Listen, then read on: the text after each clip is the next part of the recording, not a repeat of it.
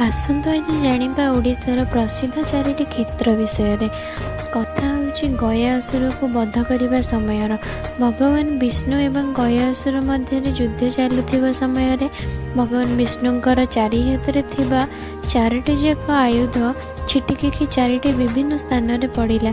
चारि आयुध माने शंख, चक्र, गदा एवं पद्म।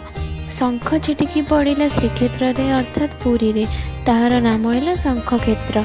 चक्र पड़िला एकाम्र क्षेत्र रे, ताहा चक्र क्षेत्र नामे परिचित।